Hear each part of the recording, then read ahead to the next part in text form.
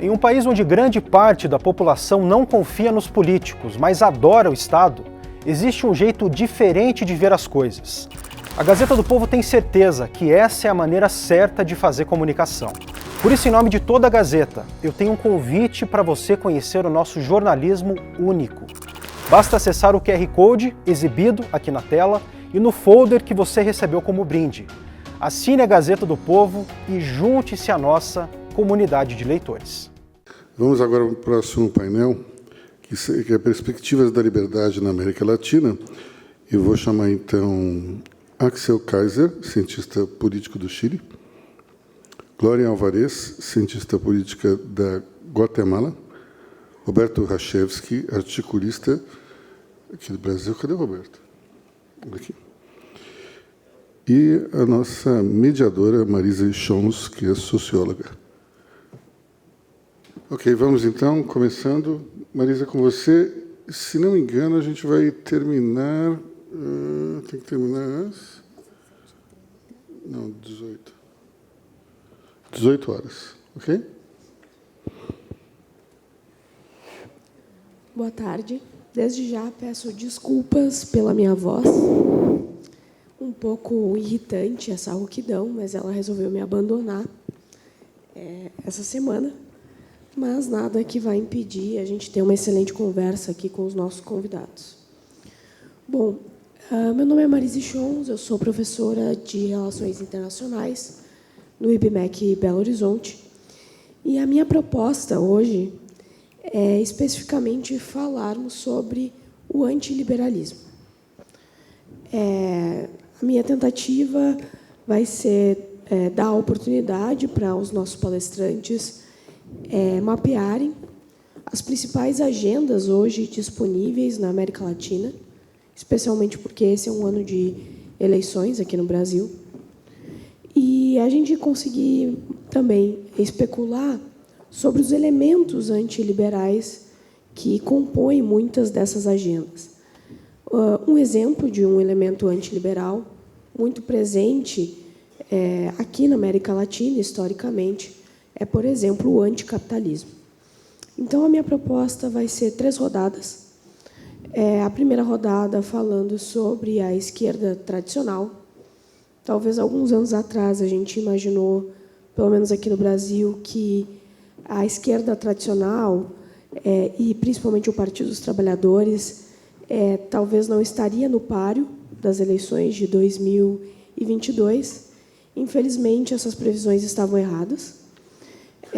A segunda rodada será sobre a direita não liberal, uma direita que não só está presente também aqui na América Latina, mas, na verdade, é um fenômeno que transcende o continente e pode ser detectado em países como a Polônia, uma direita que entende, no caso, o papel do Estado em favor, principalmente, da luta cultural, e acaba, inclusive, tendo elementos e agendas anticapitalistas também.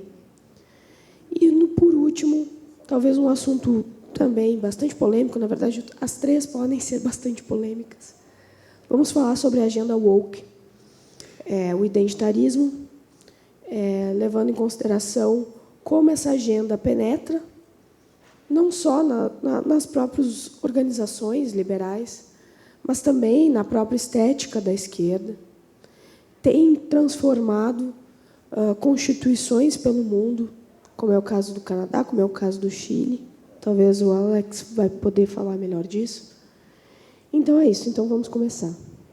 Bom, falando sobre a esquerda tradicional, uma das perguntas que parece óbvia, mas gostaria que vocês comentassem, primeiro, por que uma agenda política de esquerda radical, não a esquerda vegetariana, mas a esquerda carnívora, ainda tem espaço no Brasil e na América Latina.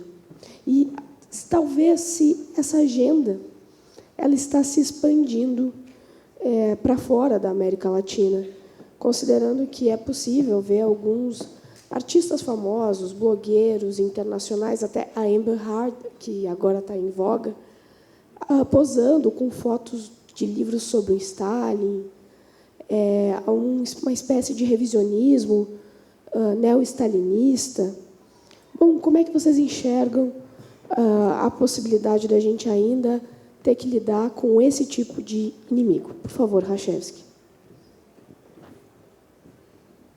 Boa tarde, meus amigos. Eu queria, em primeiro lugar, agradecer ao Salim Matar pelo convite, também ao Lucas Berlanza, do Instituto Liberal, e cumprimentar pela organização e pela repercussão que provavelmente vai ter este evento. Eu não gostaria de falar de esquerda, eu não sei sequer o que é esquerda. E eu, conversando com a Marise no camarim, eu disse que eu vou tentar não responder a pergunta dela, pelo menos da maneira como eu gostaria. O que eu vejo, na realidade, é que a guerra, a luta, a batalha, a disputa entre os coletivistas, os místicos, os dogmáticos, os reacionários, os estatólatras, os altruístas e aqueles que defendem a liberdade individual, o direito de propriedade, o Estado de Direito e o livre mercado, é uma guerra, uma disputa, um jogo que sequer começou. Esses circulam por aí no vácuo, não têm tido, senão muito recentemente, qualquer tipo de oposição. O pensamento coletivista, estatista, ele advém basicamente de duas linhas de pensamento filosófico.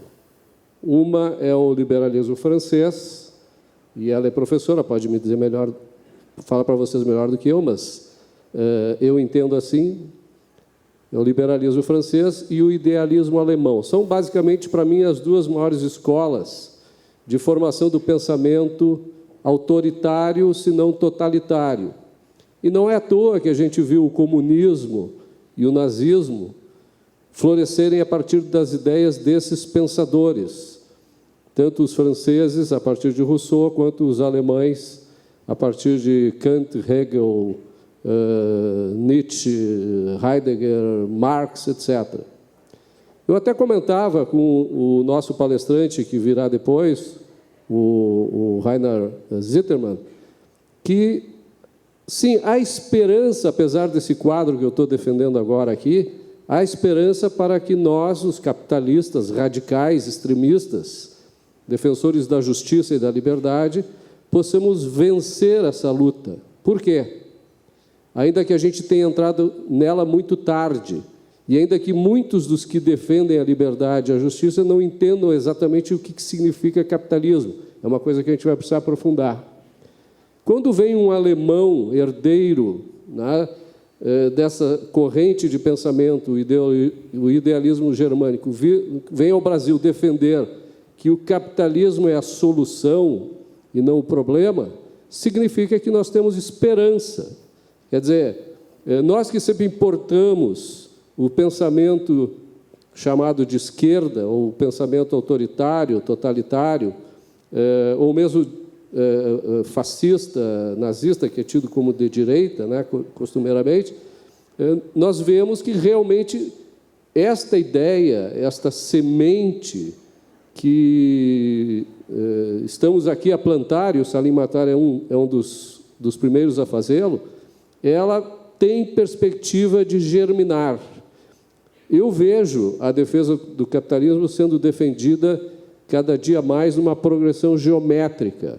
Eu tenho viajado pelo Brasil, tenho participado de palestras e debates em vários grupos de jovens, principalmente, seja na universidade, ou seja em organizações não governamentais, onde essa bolha daqueles que trouxeram as ideias liberais, que no Brasil nunca prosperaram, as revoltas liberais no Brasil sempre foram eliminadas, aniquiladas na origem, na raiz. O pensamento liberal britânico, principalmente, do liberalismo britânico, o empirismo, enfim, o objetivismo, mais recentemente, sempre teve muita dificuldade de aportar no Brasil, né? Nós seguimos sempre a velha escola de pensamento coletivista e estatista, como eu enfatizo, tá? Que faz com que o Brasil seja um país não capitalista.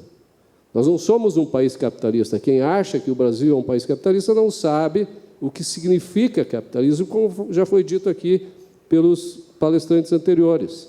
Nós somos um país socialista, no máximo uma sociedade de economia mista, onde os direitos individuais, que são o cerne numa sociedade, o cerne, a instituição primordial para a defesa da nossa vida, da nossa liberdade, da nossa propriedade, da busca da nossa felicidade, são muito pouco reconhecidos.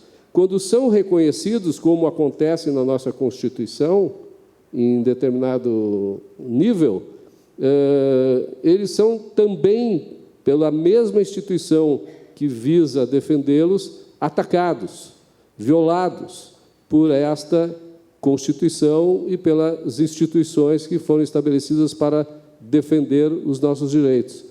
Então, nós somos um país de economia mista, temos uma Constituição esquizofrênica, onde os nossos direitos eles são, ao mesmo tempo, defendidos e violados, e, independente disso, e não bastasse isso, aquela instituição que deveria proteger essa Constituição, que é esquizofrênica, ainda é psicopata, né?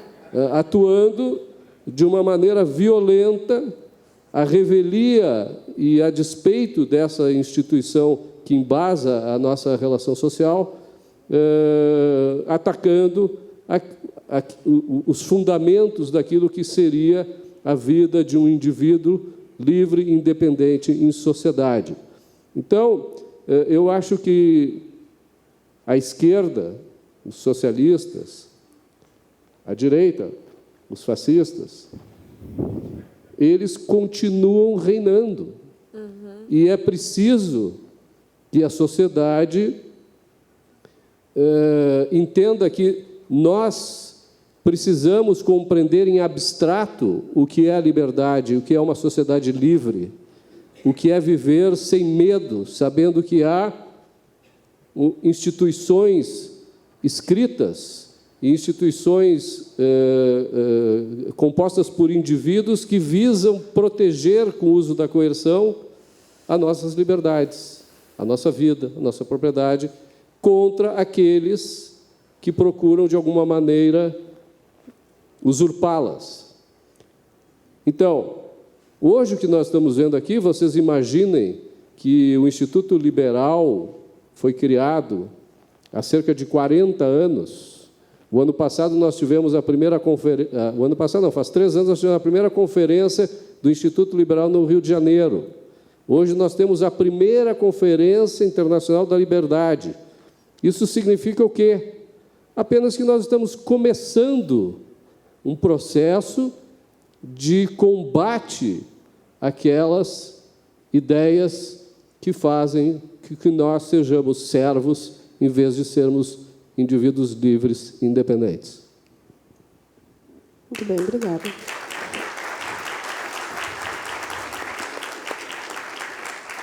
Glória, tem alguma coisa a comentar? ¿Por qué la izquierda triunfa? Es la pregunta, ¿no?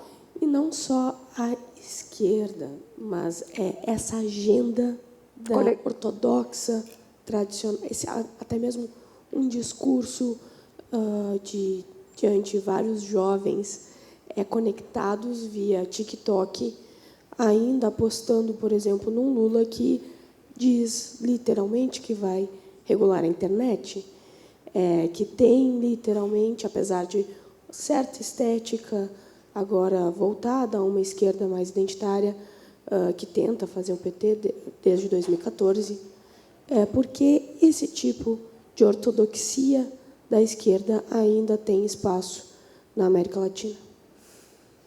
Bueno, creo que primero muchas gracias por tenernos aquí. Es un gusto para mí estar de regreso en Brasil. Tom Palmer lo explicó ahorita de una manera fantástica, es la idea colectivista, donde el individuo es disposable, es desechable. El individuo es desechable ante cualquier idea colectiva que sea superior. Y eso no es exclusivo de la izquierda, pero sí es muy natural en América Latina.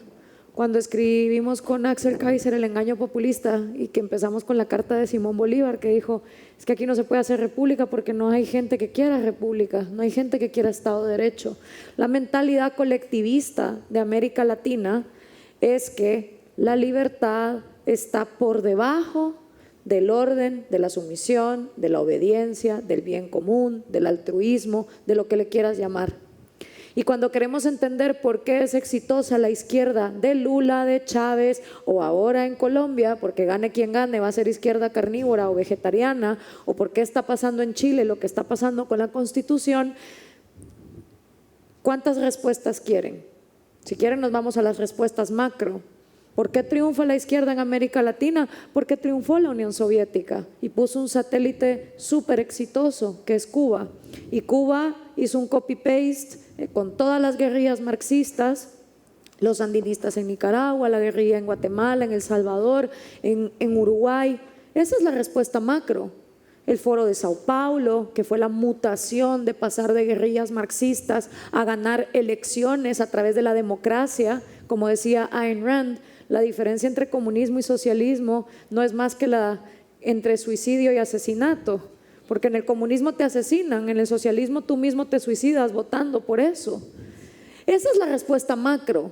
La izquierda triunfa porque está súper organizada, ha estado organizada regionalmente, heredada de lo que los soviéticos le dejaron a Cuba, Cuba al resto de Latinoamérica, el Foro de Sao Paulo, socialismo del siglo XXI. ¿Para qué les repito lo que ya se sabe, no? Esa es la razón macro. Pero la izquierda triunfa y el colectivismo triunfan porque psicológicamente en América Latina estamos convencidos de que el individuo no sirve.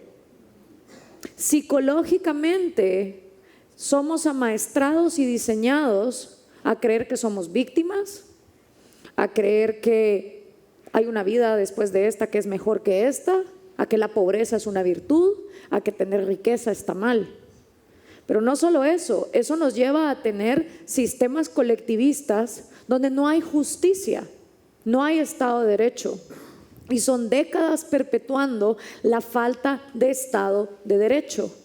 Lo que nos decía Tom Palmer, cuando yo digo que yo soy el pueblo, es porque identifico un antipueblo en los indios, en los negros, en los yanquis, en las mujeres, en los hombres, en los blancos, en lo que me dé la gana.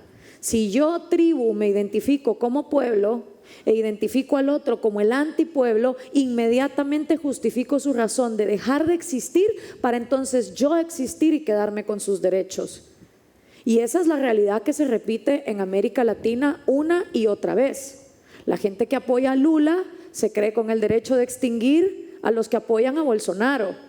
Pero los que apoyan a Bolsonaro se creen con el derecho de extinguir a los que apoyan a Lula. Y todo el mundo desde su borregada se cree con el derecho de extinguir al otro. Psicológicamente esto está perpetuando la falta de Estado de Derecho, la falta de igualdad ante la ley y la falta de respeto a los derechos individuales. La vida, la propiedad privada y la libertad. Si tú te vas a los jóvenes de América Latina y les preguntas, dame el top 5 de derechos fundamentales que un ser humano tiene, probablemente te contestan derecho al trabajo, derecho al internet, derecho al PlayStation, al TikTok.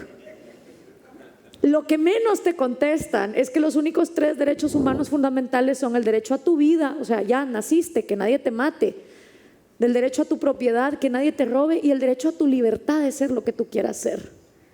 Entonces, desde que macro tenemos esta respuesta de una estrategia geopolítica soviética, cubana, que ha mutado a diferentes cosas y que nos explica por qué la izquierda tiene más franquicias que McDonald's en América Latina, tenemos también la explicación más individual, psicológica e intrínseca, que es que tenemos poblaciones diseñadas para psicológicamente despreciar la libertad y traumadas.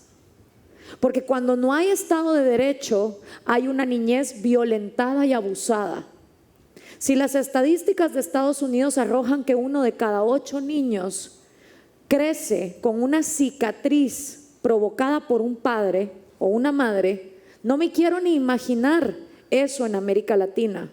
No estamos registrando el nivel de trauma psicológico que están ocasionando la Corea del Norte de América Latina, que es Nicaragua, el holocausto del siglo XXI, que es Venezuela, y no digamos que somos los que nos coronamos con la dictadura más antigua que tiene la humanidad, con la isla esclava de Cuba hace 60 años.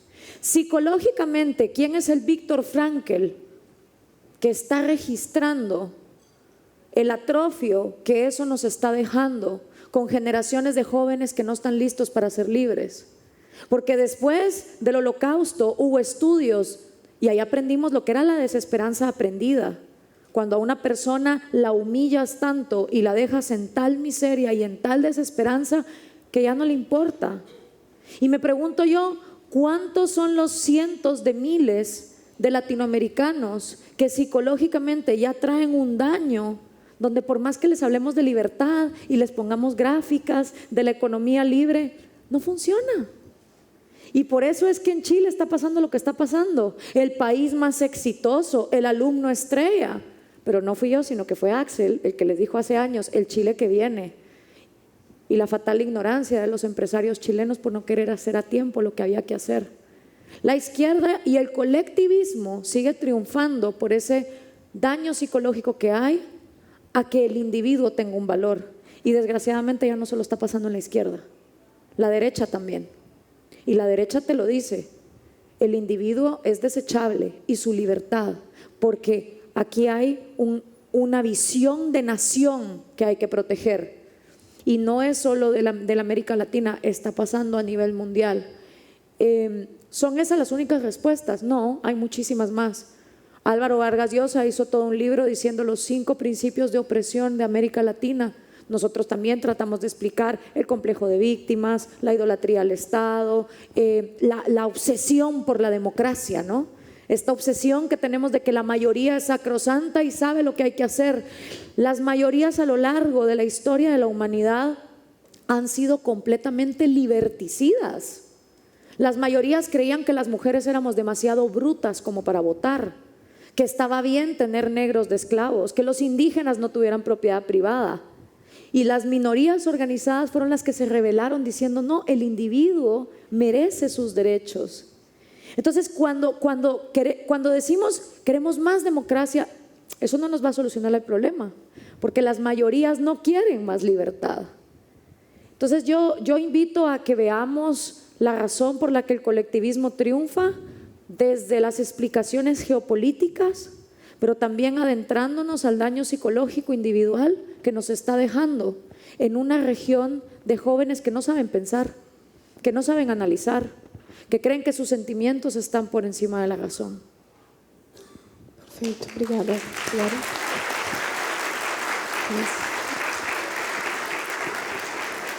Sí, muchas gracias por la invitación a este evento espectacular. Muchas gracias a Salim Matar por su generosidad y por apoyar esto. Lord Acton decía que la libertad siempre ha sido un triunfo de minorías, y si no fuera por personas como las que están acá y como Salim Matar, la libertad tendría menos opciones de seguir subsistiendo en nuestros tiempos.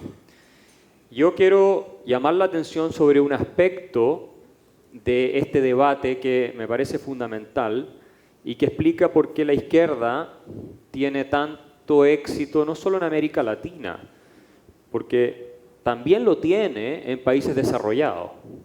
Lo tiene cada vez más en Estados Unidos, lo tiene y lo ha tenido históricamente en Europa, y una figura como Fidel Castro ha sido aplaudida en Europa, una figura como Chávez ha sido aplaudida por la mayoría de los políticos de centro izquierda o izquierda europea en su momento. Y pienso que la explicación reside en el concepto de utopismo, la utopía, la idea de que podemos alcanzar un mundo perfecto prácticamente. El postulado de la doctrina marxista, socialista, todas estas, básicamente es que en algún minuto llegaremos a un horizonte en el cual vamos a vivir en solidaridad y, esto es muy importante, sobre todo en una cultura cristiana, en un mundo de amor fraternal. Ese es un mensaje muy poderoso que resuena con el espíritu humano. Los primeros registros de pensamiento utópico parecidos a esto, no idénticos, pero parecidos, se encuentran en Sumeria más de 2000 años antes de Cristo. Entonces este es un tema que atraviesa la historia del pensamiento humano y se puede encontrar registro en distintas culturas a través del planeta, en que los que eran pobres, los que estaban bajo en la jerarquía social, en algún minuto iban a estar arriba. Todo ese tipo de temas no son nuevos. Y lo que hace Marx, el gran profeta, ¿cierto?, de el socialismo y el resentimiento, que en parte motivó sus escritos, pero es ofrecer una utopía. Fluirán a chorro lleno los manantiales de la riqueza colectiva en la sociedad comunista. Eso lo dice Marx textual. Trotsky decía que en la sociedad comunista la inteligencia promedio iba a ser la de un Aristóteles o de un Goethe. Eso lo escribió Trotsky. Y la gente creyó estas estupideces. Y los seres humanos tenemos una inclinación a creer relatos que son hermosos. Y estamos dispuestos a tolerar crímenes si se hacen en nombre de buenas intenciones. ¿Ustedes se han preguntado alguna vez por qué, si el comunismo y el nazismo son prácticamente idénticos desde el punto de vista de su inspiración y desde el punto de vista de sus efectos? Ideologías criminales, genocidas. El nazismo tiene tan mala prensa y el comunismo tiene relativamente buena prensa, al punto que el Papa Francisco dijo que los que piensan como los verdaderos cristianos son los comunistas. Porque eso lo dijo el Papa Francisco, Bergoglio. Y la respuesta, me parece a mí, es que el comunismo busca totalmente lo contrario a lo que dice que quiere alcanzar. Es una utopía genocida indirecta. El nazismo es un totalitarismo directo. Te dice inmediatamente, nosotros vamos a aplastar a todos los que son inferiores y vamos a hacer un imperio para nosotros. En la práctica producen lo mismo, pero si ustedes salen a caminar ahora a San Pablo con una camiseta de Lenin, de Stalin y de Marx, probablemente no les va a pasar nada. Si ustedes intentan hacerlo con una camiseta de Hitler, los van a masacrar a la vuelta de la esquina. Eso tiene que ver, me parece a mí, con la retórica utópica, entre comillas, humanista del socialismo. Y lo que hacen Lula, lo que hacen Chávez, lo que hace Gabriel Boric, lo que hace Fidel Castro, lo que hacen todos ellos es hablar en nombre de la unicidad del pueblo. El populismo siempre apunta a rescatar esta unidad perdida. Porque hay un pueblo, no se hacen diferencias. Hay un pueblo y un pequeño grupo que lo usa, lo oprime. Y el populista es el que los va a liberar y va a proveer de nuevo esa situación de sociedad, de amor fraternal entre todos y de igualdad y también de riqueza, porque ningún populista dice, yo los voy a meter en la miseria a ustedes. No dicen eso. Prometen todo lo contrario, prometen riqueza. Marx prometía riqueza. Si Marx hubiera prometido la igualdad en la miseria, nadie lo habría seguido. Entonces, ese es un tema que tenemos que tener presente. El poder del relato. We are a storytelling species, human beings. Somos una especie contadora de historias, por eso nos gustan las novelas, por eso nos gusta la música, por eso nos gustan las películas, porque nos gustan las historias y que nos hacen sentir de cierta manera. Segundo elemento, y es que lo que logran, y esto conecta con lo que decía Gloria, las ideologías socialistas es explotar el miedo en la gente. ¿Por qué?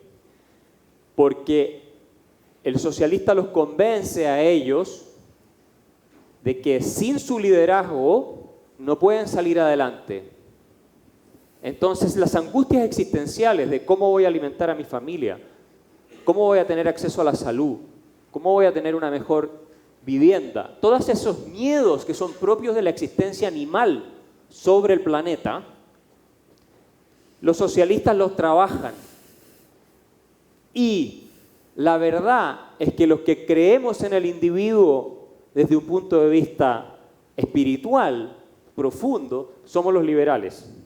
Y no me refiero a espiritual en un sentido esotérico, me refiero a espiritual en que creemos, tenemos fe en que las personas pueden salir adelante con su esfuerzo y sus propios medios.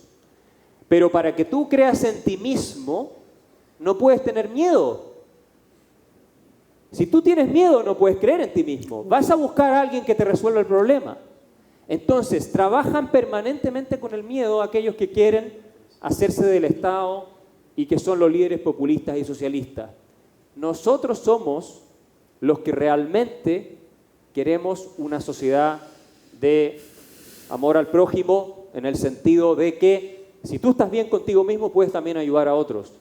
Y la solidaridad es un acto espontáneo del espíritu humano y no es algo que se impone por decreto, por la redistribución coactiva del Estado, donde además los que redistribuyen se llevan una parte siempre.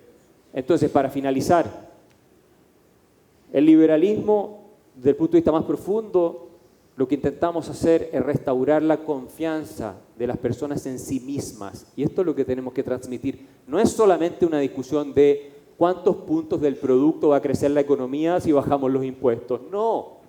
Es decirle a la persona que está en la situación de pobreza o tratando de salir adelante, usted puede salir adelante, crea en sí mismo. Usted tiene las capacidades, aunque sean limitadas, tal vez necesita algo de ayuda, pero usted puede. Usted es el agente de progreso. Ese es el mensaje que tenemos que transmitir si queremos conectar con un relato, una narrativa que sea capaz de activar impulsos, instintos que también están en la naturaleza humana, que son los de lucha, los de combate, los de superación y los de tomar tu propia vida en tus manos. Gracias.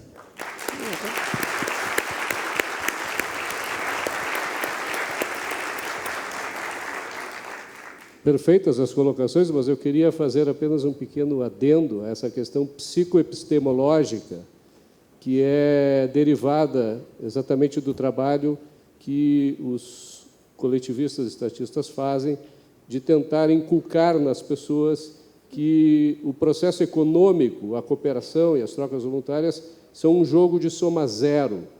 Ou seja, se alguém ganha, alguém perde. Então, aqueles empresários, principalmente, quando eles são vencedores, ou se não empresários, profissionais liberais ou indivíduos, quaisquer que sejam, ora, se alguém ganha, como eu, e alguém perde, então eu tenho que sentir culpa.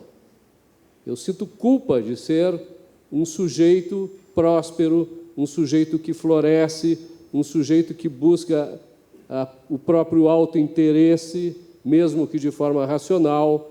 Então, em vez de culpa, nós precisamos promover a autoestima, o desejo de cada um ter a defesa dos seus interesses para uma vida melhor, né? Sem se submeter a esta narrativa, a este discurso que, na realidade, visa apenas criar dissensões na sociedade para que haja a imposição de uma ideologia genocida.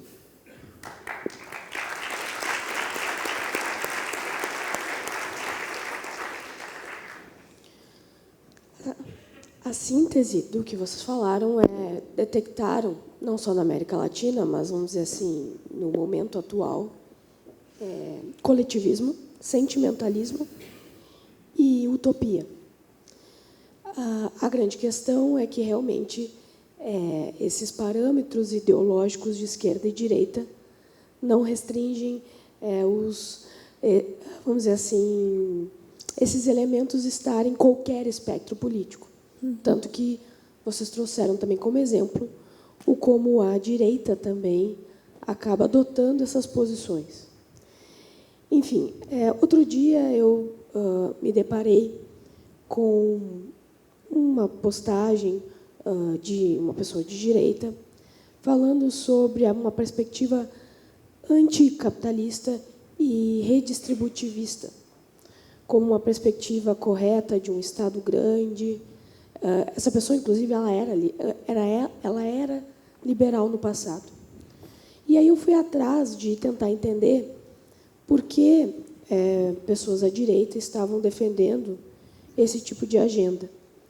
E a resposta que eu encontrei, fazendo algumas pesquisas, foi que há uma certa direita entendendo ser necessário o Estado, principalmente para atuar contra a luta cultural, e especialmente, inclusive, a agenda identitária. Esse agora é o inimigo, né? A agenda identitária, e o Estado um instrumento para tentar conter uma hegemonia cultural. Como eu li essa explicação? Bom, eu entendi essa explicação como uma luta entre duas pessoas tentando estabelecer hegemonia. O combate à hegemonia, a suposta hegemonia cultural hoje, seria com a submissão, ou melhor, tentar estabelecer uma outra hegemonia a partir dessa agenda específica dessa direita. O que eu queria saber de vocês é qual é o diagnóstico que vocês têm sobre essa direita da América Latina e do cenário internacional, se assim quiserem, e qual o diagnóstico de vocês em relação a essa suposta luta cultural. O que o Estado, no caso, pode fazer de mal ou de bem, enfim, deixar aberto, quando a tentativa é tentar reformar principalmente a cultura. Então, gostaria primeiro começar com a Glória, falando sobre a direita y la lucha cultural. Bueno, yo creo que como explicó Tom Palmer, el principal problema contra el individuo y la libertad es el colectivismo. Y yo veo en la derecha latinoamericana colectivismo y veo esa misma infusión de miedo.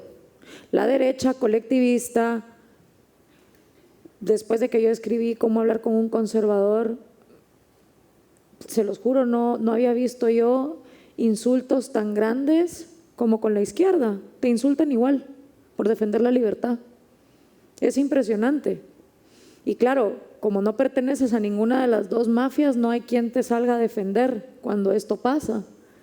Pero la derecha, en su colectivismo nacionalista, fascista, se ha convencido de que el hombre fuerte, aunque no defienda la libertad de mercado, pero que sea un hombre fuerte, como Donald Trump, o como Putin, o como Bolsonaro, que nos va a venir a salvar de esta pandilla de hippies pederastas, porque ya, o sea, la comunidad de diversidad sexual es sinónimo de pederasta, y ellos son los que vienen a proteger a la humanidad de esta inmoralidad de hippies que quieren venir a salvar árboles, que están preocupados por la contaminación del ambiente, infunden el mismo pánico y el mismo miedo, y lo hacen vendiendo una Venezuela que yo sí conocí, porque no sé cuántos aquí habrán ido a Caracas, pero yo sí fui en el 2015. Yo misma filmé los supermercados en escasez en Caracas, yo vi a la gente en miseria, nadie me lo contó. El problema es que esa Venezuela ya no existe, y les voy a explicar por qué, porque Venezuela ya mutó a una cosa que es el narcosocialismo dolarizado. Ya en Venezuela no hay la escasez que había, todo el mundo está comerciando con dólares, en una corrupción galopante, con el narcotráfico, que es la vaca sagrada de la cual la derecha no quiere hablar, porque en este continente queremos hablar de política transparente, pero no nos metamos con lo único que hace que nuestra política no pueda ser transparente, que es el narcotráfico, el ingreso número 1 de dólares de la mayoría de nuestros países. Lo que pasa es que no entra dentro del PIB, pero igual entra. El problema de la derecha es que está vendiendo Venezuela como Juanito y el lobo, ¿no? Ahí viene el lobo, ahí viene el lobo. Y está vendiendo una Venezuela que ya no existe, y cuando gobiernan no hacen lo que tienen que hacer. ¿Sí?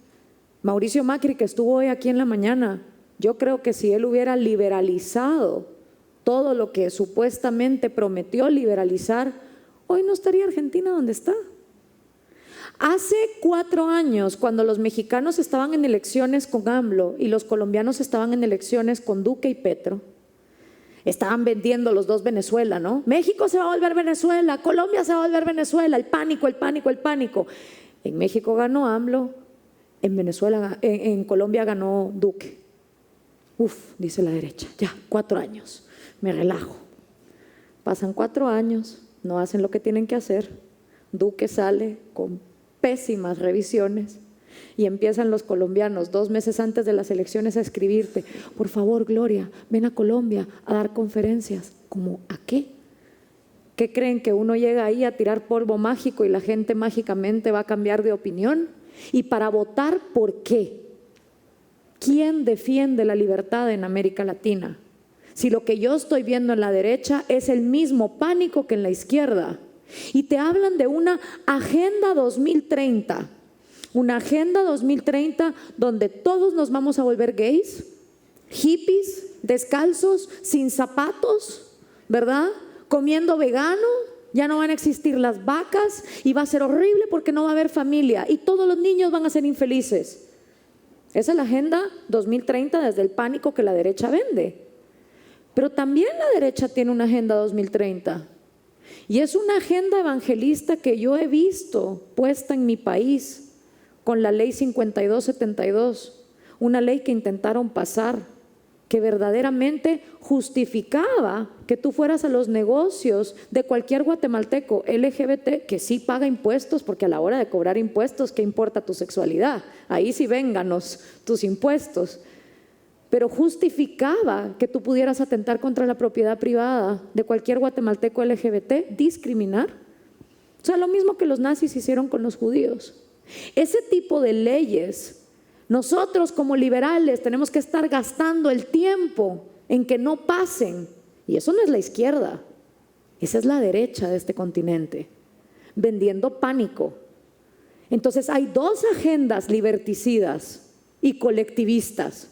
La agenda 2030 de las Greta Thunberg, que nos quieren devolver a las cavernas. Yo no sé por qué no mejor se muda a Venezuela, ahí nunca hay electricidad, ahí puede vivir tranquila. Pero también está la agenda 2030 derecha, nacionalista, donde cuando los presionas, ni siquiera libertad económica te ofrecen. Suben impuestos, son proteccionistas, ponen privilegios, más monopolios. Ninguna de estas 2 agendas está buscando un mundo más libre donde el individuo triunfe. Y cuando te opones, gracias.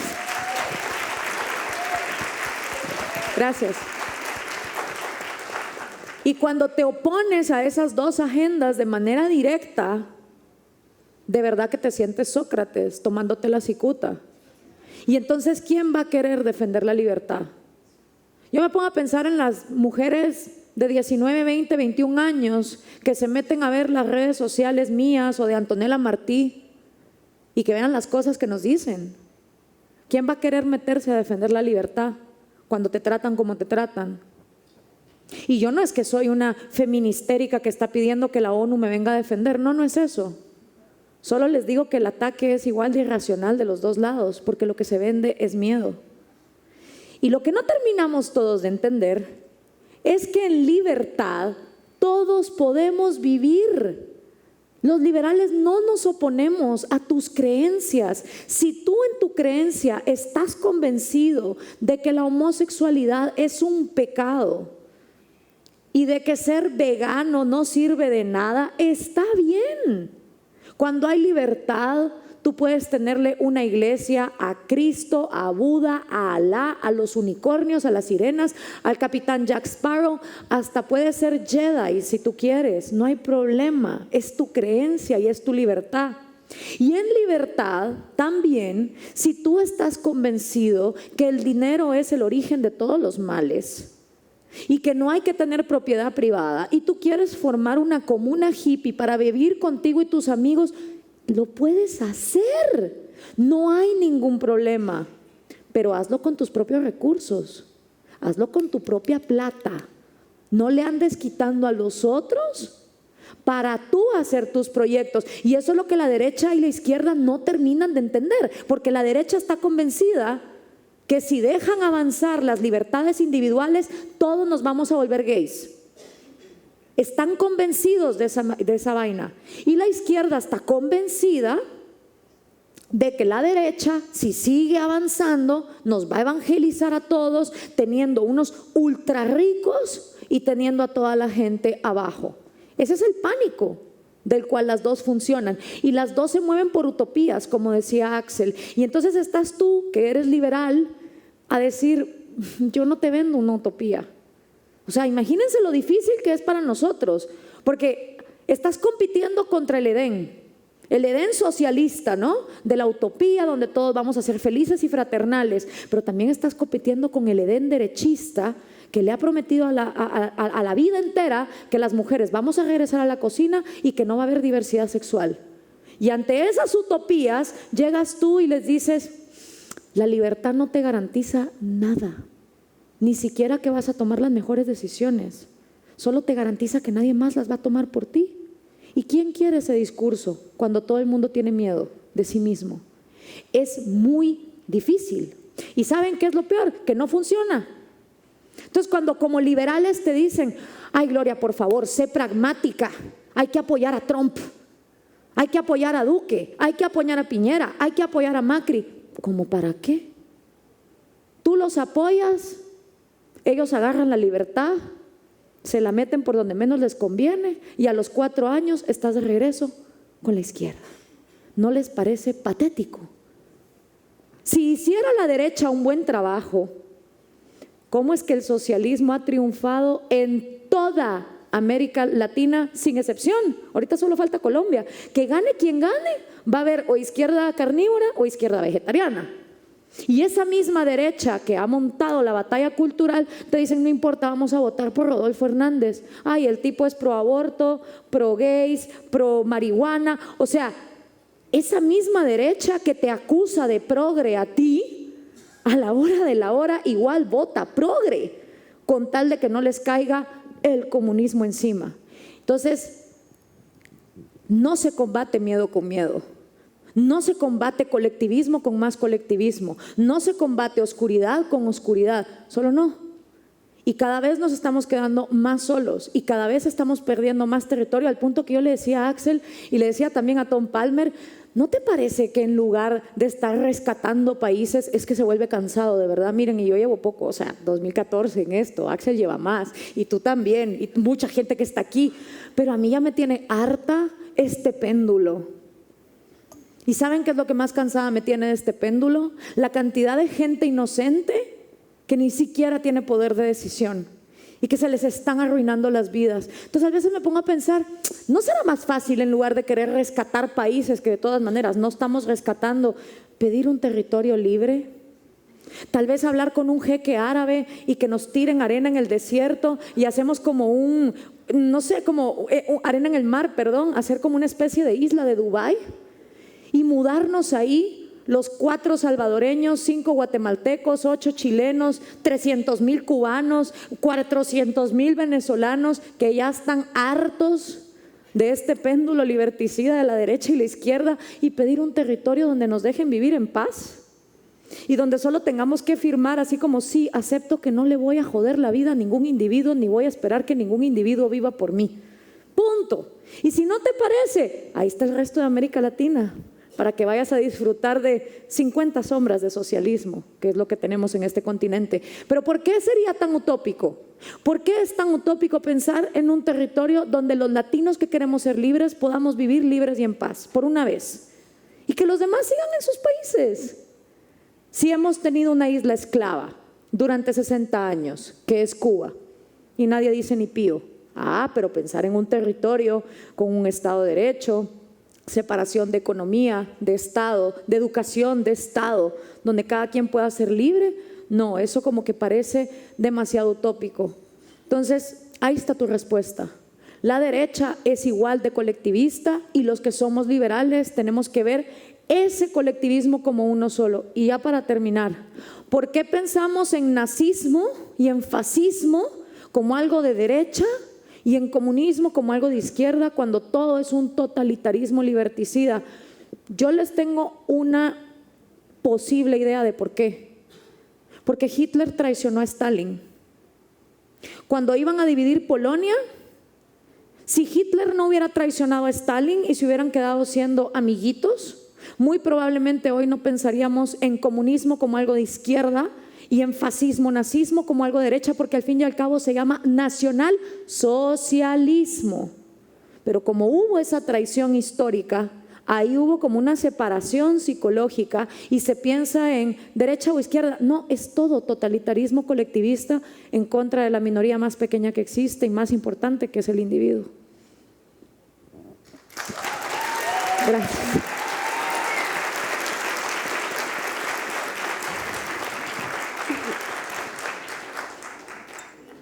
Para a gente conseguir completar nossa agenda, eu queria perguntar para o Axel. Qual é, então, realmente o perigo da agenda woke? Quais são os riscos? E gostaria que tu comentasses também sobre o processo que está acontecendo de reforma constitucional no Chile e, bom, quais são as possíveis influências desse tipo de agenda identitária. Sí, muchas gracias. Muchas gracias. Creo que es importante, estando de acuerdo con Gloria, digo, en la izquierda también hay una izquierda democrática, relativamente liberal, socialdemócrata, que no estoy de acuerdo, pero con la que uno puede conversar. Y en la derecha también hay un sector de la derecha que es relativamente liberal con la que se puede conversar. Digo, no es solamente izquierda-derecha, son todos, no hay grados y hay diversidad dentro, y es lo que tenemos que trabajar en estos países. Si no, realmente no hay nada que hacer y tenemos que ir a buscar la isla tuya, Gloria. Vamos. Entonces, bueno, eso es lo primero. Sobre wokeism y el identitarianismo, bueno, yo creo que básicamente es un regreso a lo que es la política tribal de la destrucción del individuo, ¿cierto? Del principio de igualdad ante la ley, porque solamente puede haber igualdad ante la ley en la medida en que tú consideras que todos los individuos, independientemente de su sexo, condición sexual, raza, etcétera, tienen idéntica dignidad. Cuando tú reconoces que todos los individuos tienen idéntica dignidad, tú estás aceptando que tienen que aplicársele las mismas reglas, ¿cierto? Ahora, nosotros podemos ver diferencias superficiales de raza, de etnia, de todas esas cosas, pero en lo esencial somos todos iguales, dignidad. El problema de la identity politics es que destruye la noción de individuo. Ojo con esto, lo que hace es negar que existe una persona con conciencia individual, con agencia moral única, que lo diferencia en ese sentido de todos los demás, pero que es igual a todos los demás en la medida en que la tiene como todos los demás, ¿ok? Bueno, destruye eso para reducirnos a nuestra etnia, a nuestra raza, a nuestra condición sexual, a nuestro género, etcétera, etcétera.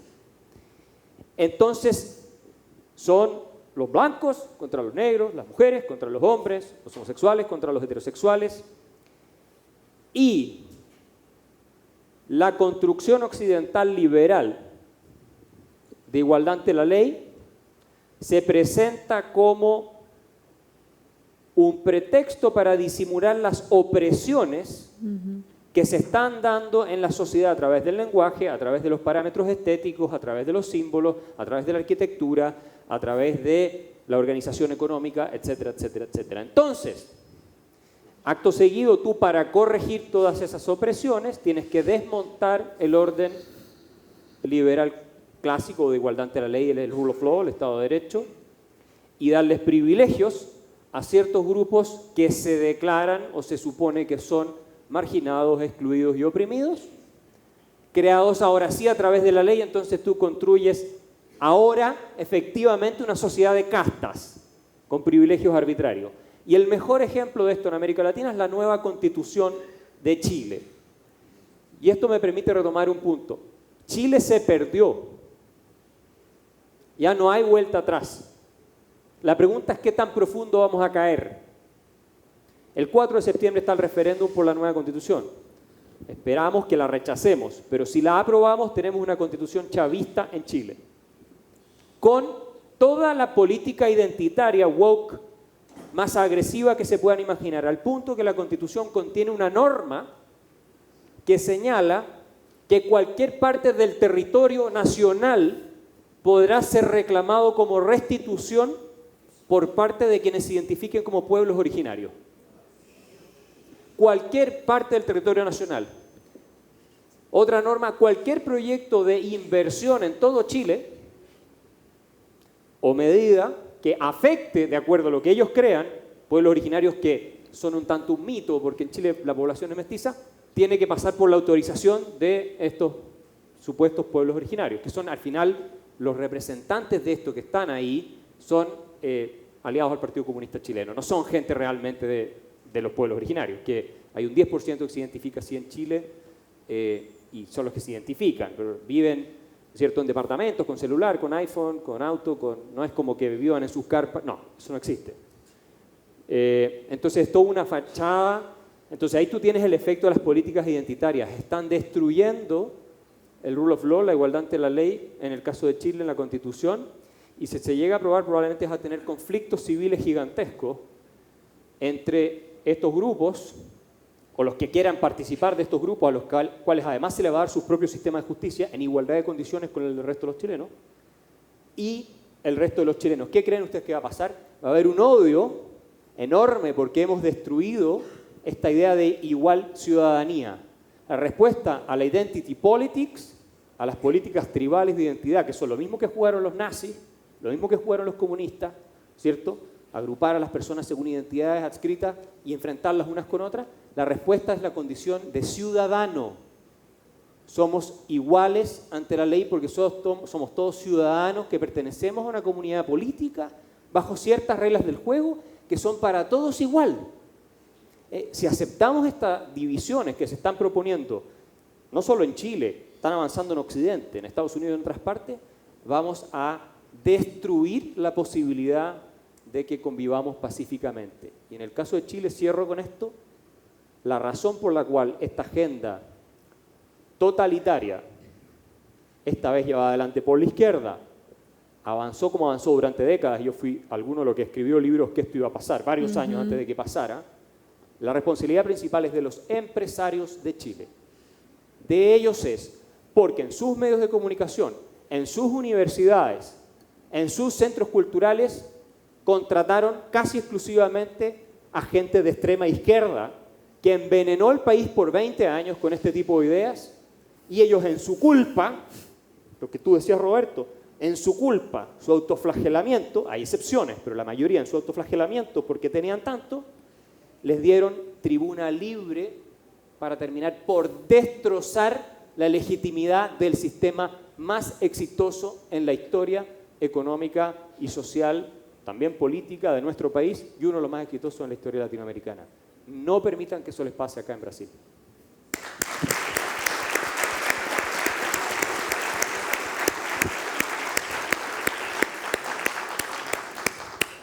Infelizmente, isso já acontece no Brasil, Axel.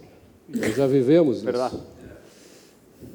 Eu queria acrescentar apenas um ponto aqui, tentar fazer uma perspectiva baseada numa retrospectiva trazida até nós pelo Salim Matar, que, na sua palestra de abertura, disse que um dia, há milênios, o homem desceu das árvores, deixou de ser um animal como outro qualquer e, com o uso da razão, conseguiu prosperar, conseguiu desenvolver tudo o que era necessário para que a sua vida realmente fosse uma vida digna para alguém que tem a capacidade, a faculdade do uso da razão.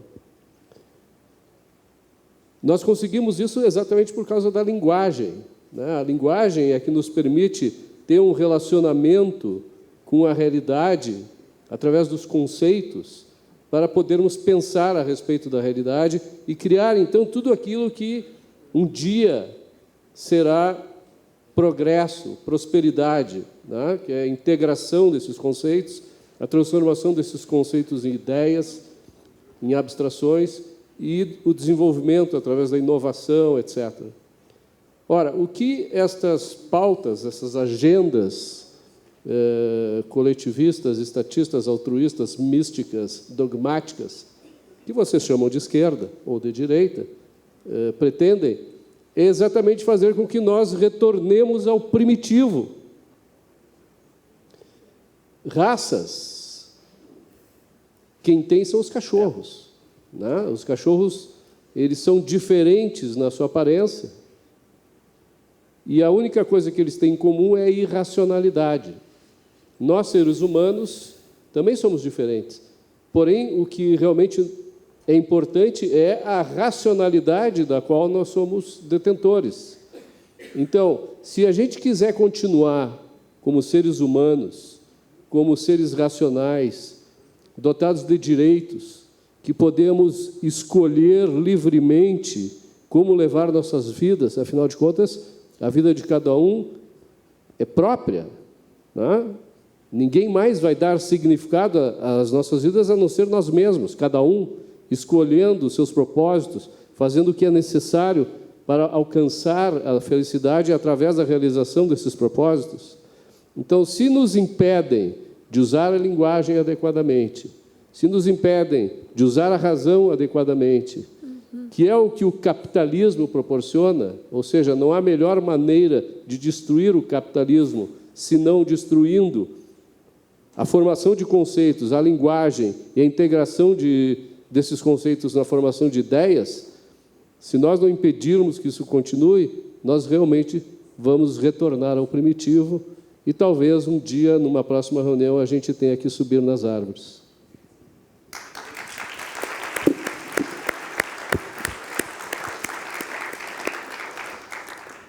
Chegando ao fim da nossa palestra, eu gostaria de dar 1 minutinho, 2 para cada palestrante para considerações finais e deixar a última provocação.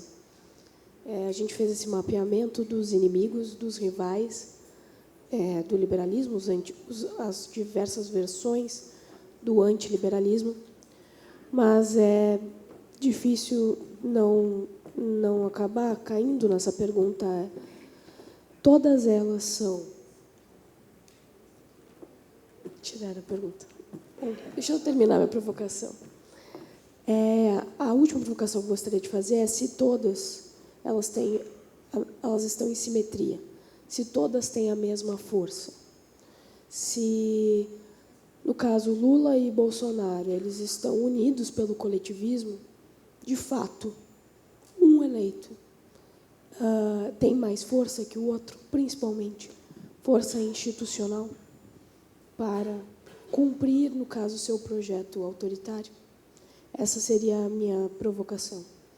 E, por último, vou dar também a palavra para o deputado Fábio Osmo. Eu pergunto agora. Fica as duas perguntas e daí vocês finalizam. Tá ligado. Estão me ouvindo? Tá ligado, eu acho, né? Não. Não? Acho que agora foi. Foi? Ainda não? Agora foi. Eu tenho, na verdade, uma pergunta, em primeiro lugar, para o Axel. Se ele não acha que esse colapso, que é o que tudo indica, está acontecendo no Chile, deve se concretizar com o plebiscito, decorre também de uma falta de atenção ao tema da desigualdade, que é um tema que nós, liberais, acabamos não dando, talvez, a devida importância, porque não acreditamos que, efetivamente, seja um problema econômico. E eu não acho que seja um problema econômico, mas é fato que gera um problema político e social, porque a gente vive em uma sociedade com uma excessiva desigualdade, gera ressentimentos sociais, sobre os quais grupos populistas lucram politicamente e constroem narrativas e que os fazem terem vitórias políticas. Será que não ocorreu isso no Chile? Para a Glória, muito rapidamente, queria saber a visão dela sobre o fenômeno político Javier Milei. E eu sei que ela é muito crítica ao populismo de direita também, e se ela tem acompanhado, inclusive, os flertes dele com o presidente Bolsonaro e o filho do presidente Bolsonaro, qual a visão dela sobre isso. E para o meu amigo Roberto Rachevski, eu quero só agradecer por todo o trabalho que ele tem feito pela liberdade no Brasil. E era isso. Yeah. So, sorry. So the inequality argument was... Para español, presione 2. For English, press 1. La traducción, perdón, en chileno. Sí, el argumento de la desigualdad se dio mucho en el caso de Chile, pero cuando tú miras los datos de desigualdad, desde el año 90, por ejemplo, hasta el año 2015, el índice Gini cayó desde un 0,57 a un 0,46, 0,47, lo cual es una disminución importante. Chile está dentro del promedio de América Latina en términos de desigualdad, es menos desigual que Brasil, por ejemplo, y también tiene más movilidad social que todos los países de América Latina. Y cuando tú mides la desigualdad por generaciones, es decir, comparas la desigualdad en la generación de mis padres, después comparas en la mía, mi generación ya tiene niveles de desigualdad de ingreso parecidos al de países desarrollados. Entonces, yo pienso que no es el tema de la desigualdad. Lo que sí creo es que la retórica, la narrativa sobre la desigualdad, que es un discurso fundado en la envidia, porque eso es el discurso igualitario cuando se trata de quitarle a los que tienen más para darle a los que tienen menos, for the sake of equality, por el fin de igualdad y nada más, fue tan agresivo, fue tan persistente, fue tan sistemático y tan masivo durante 20 años en Chile, que la gente, mucha, se terminó convenciendo de que estábamos en el peor país de la historia. Y yo fui protagonista de toda esa discusión. Yo discutí con todos los asesores de Michelle Bachelet en su segundo gobierno, con todos los intelectuales de la izquierda chilena, en televisión, en radio, en las universidades, en todas partes. Y yo era el único debatiendo este discurso igualitario y diciendo, si seguimos este camino vamos a destruir el país. Porque el discurso igualitario estimula la envidia. Entonces, ¿qué pasó? Cuando llegó Bachelet en su segundo gobierno con el discurso de la igualdad, que iban a afectar a los poderosos de siempre, eso decía ella, los poderosos de siempre tienen la culpa de todo, muy populista. Entonces hizo muchas reformas tributarias, laborales y otras, que destruyeron la capacidad de la economía chilena de crecer y crear progreso. Y por 4 años el país se estancó, los salarios dejaron de crecer. Piñera, un presidente de centro derecha, salió electo prometiendo tiempos mejores. Ese era el eslogan de su campaña. Lo eligieron porque se acordaban de su primer gobierno que había sido próspero. Pero no hizo ninguna reforma, no logró resolver los problemas y el país le estalló el año 2019. Con las protestas, ¿se acuerdan que salían en televisión? Destruyendo Santiago con quema, con atentados terroristas, con todo eso. Y el mismo Piñera y su gobierno de gente ingenua, inepta y en algunos casos cobarde, porque ese es el principal problema de las centroderechas liberales, la cobardía. Bueno, ese gobierno le cedió a la izquierda comunista lo que estaba pidiendo, que era la constitución política del Estado.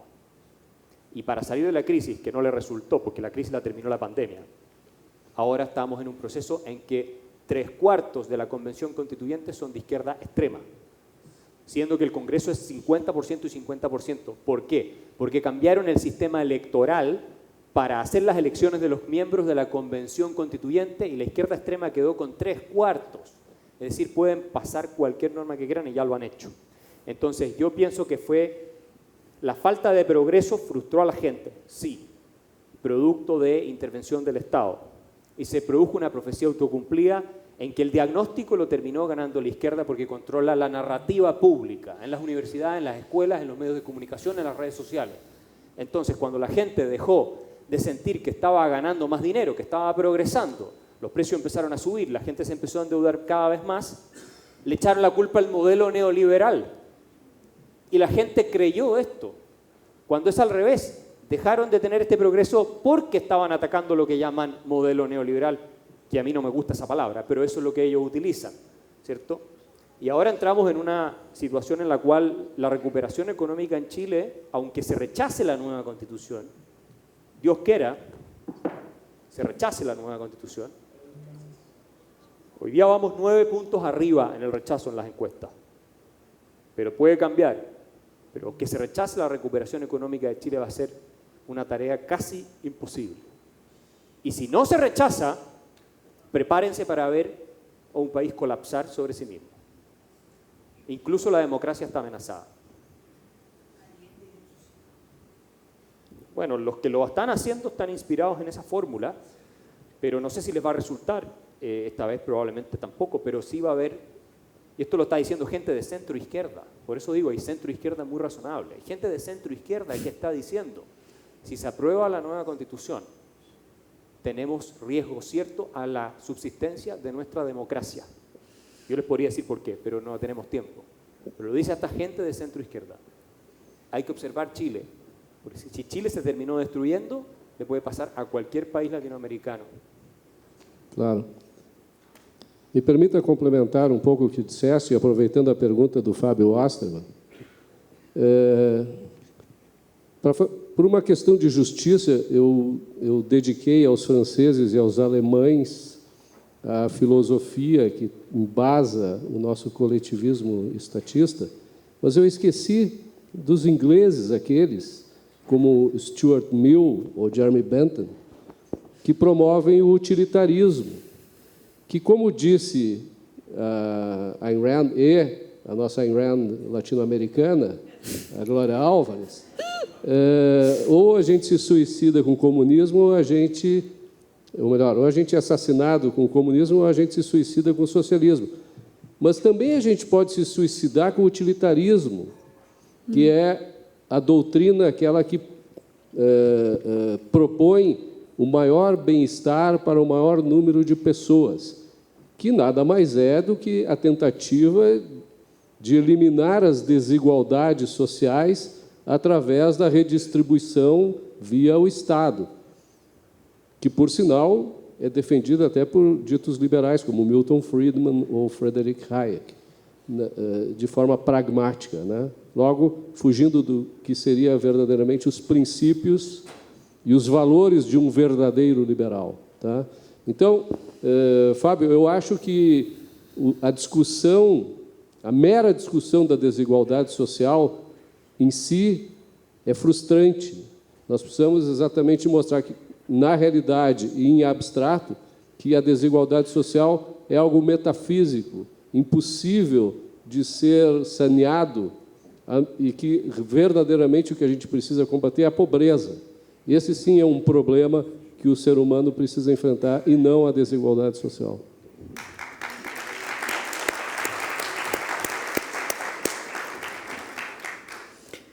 Yo no vine a guiar borregos, sino a despertar leones. Qué frase más fantástica. O sea, de verdad debería ser el nuevo eslogan de Coca-Cola.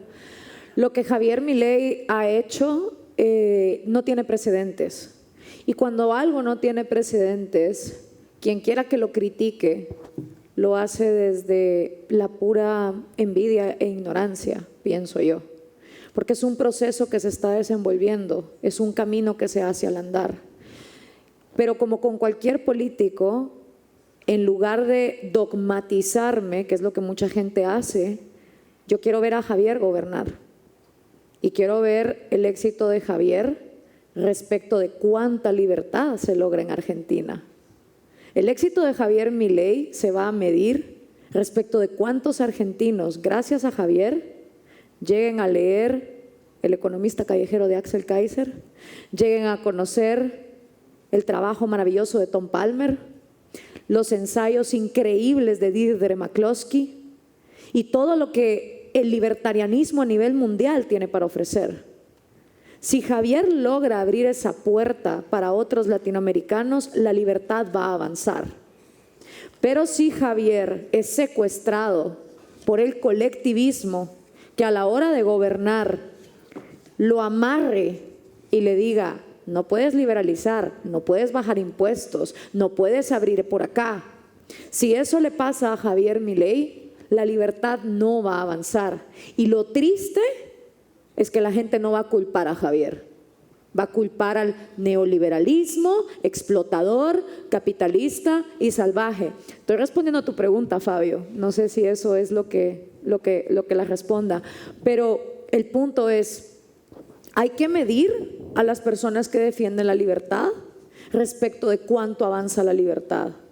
Y de verdad yo espero que si Javier llegue a gobernar, avance la libertad y no el colectivismo. Porque en mi caso personal, si tú analizas mi proyecto político, las 15 propuestas que yo tengo, y te vas con la derecha de Guatemala, te dicen que no, a la mitad.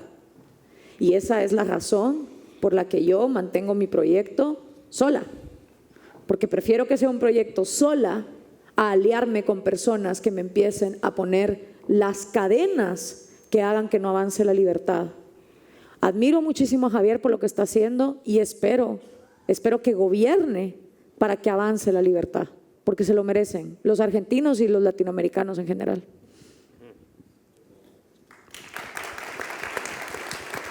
Gracias. Quero agradecer a presença de todos vocês e vou encerrar então esse painel maravilhoso. Obrigada a todos e até o próximo painel. Obrigado. Muito obrigado, Marise. E convido todos os palestrantes a receber a nossa homenagem aqui